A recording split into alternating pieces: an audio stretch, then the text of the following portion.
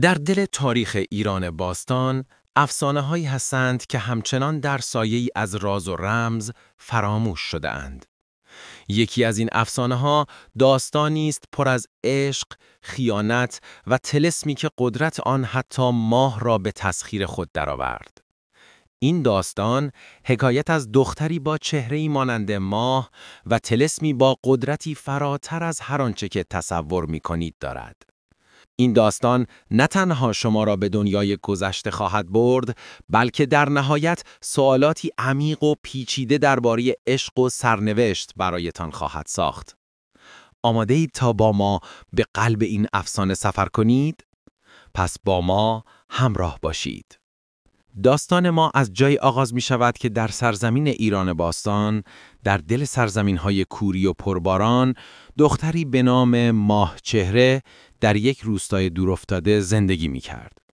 او با زیبایی خارق‌العاده اش که همانند ماه شب‌های تاریک می درخشید، همه را به حیرت وادار کرده بود.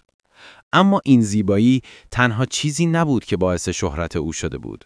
ماهچهره نه تنها ظاهر زیبایی داشت، بلکه دل و روحی پاک و نجیب نیز داشت که باعث میشد همه در اطرافش احساس آرامش کنند. اما در دنیای پر از دسیسه و سیاست‌های پیچیده ایران باستان، هیچ چیز به ظاهر ساده نبود. یک روز در حالی که ماهچهره در حال رفتن به چشمه برای پر کردن کوزه‌های آب بود، با مردی روبرو شد که چهره‌ای اسرارآمیز داشت و چشم‌هایی عمیق و جذاب. او کسی نبود جز شاهزاده جوان سیاوش که در جستجوی چیزی عمیق‌تر از قدرت و ثروت به این روستا آمده بود. اما هیچ کس نمی‌دانست که این دیدار تنها آغاز یک سرنوشت وحشتناک و غیر قابل پیشبینی بود. پس از دیدار اول، سیاوش و ماهچهره وارد رابطه‌ای پر از رمز و راز شدند. اما در پشت این رابطه یک طلسم قدیمی و خطرناک نهفته بود. در همان شب‌های ستاره‌ای که ماهچهره و سیاوش در کنار یکدیگر بودند، پیرمردی دانا از سرزمین‌های دور به روستا رسید و درباره یک طلسم قدیمی هشدار داد. طلسمی که باعث می‌شد هر دو عاشق گرفتار آن شوند تا زمانی که یکی از آنها جان خود را فدای دیگری کند. این طلسم از دورانهای پیشین در دل یک معبد باستانی به طریقی در روح و جسم ماهچهره و سیاوش نفوذ کرده بود. اما آیا سیاوش و ماهچهره می توانستند از این طلسم رهایی یابند؟ یا این طلسم عشق آنها را به دامی بی‌پایان می برد؟ ماهچهره با آن چهره درخشان و روح نجیبش به زودی متوجه شد که هیچ چیزی در این دنیای مرموز آنطور که به نظر می رسد ساده نیست و سیاوش با چشمانی که دیگر تنها به عشق نمی نگریست کم کم درک کرد که هر تصمیمی که می گیرد ممکن است به قیمت یکی از آنها تمام شود.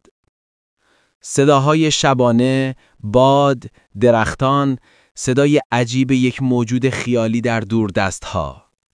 اما در دل این شب‌های تاریک و ترسناک یک سوال بزرگتر هم مطرح شد. آیا عشق واقعی میتواند قوی‌تر از طلسم باشد؟ و آیا این دو نفر در نهایت راهی برای شکستن طلسم خواهند یافت؟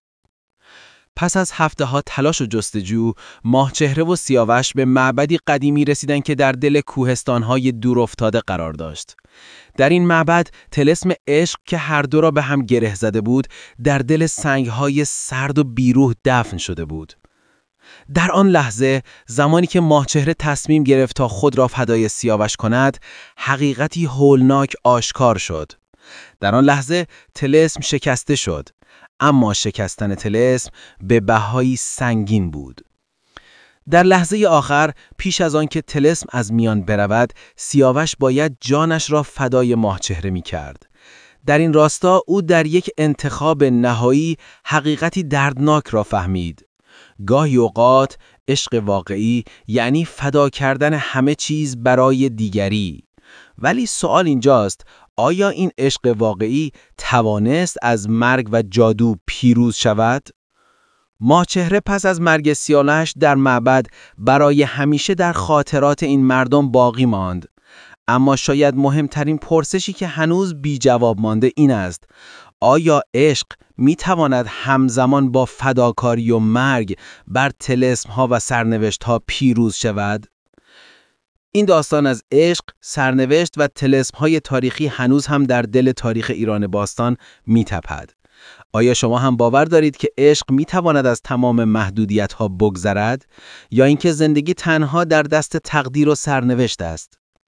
اگر از این داستان لذت بردید، حتما ویدیو را لایک کنید و در بخش کامنت ها نظرات خود را درباره این افسانه با ما در میان بگذارید.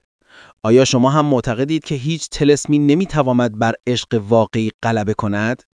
یا عشق خود یک طلسم است که ما را به هر مسیری میبرد؟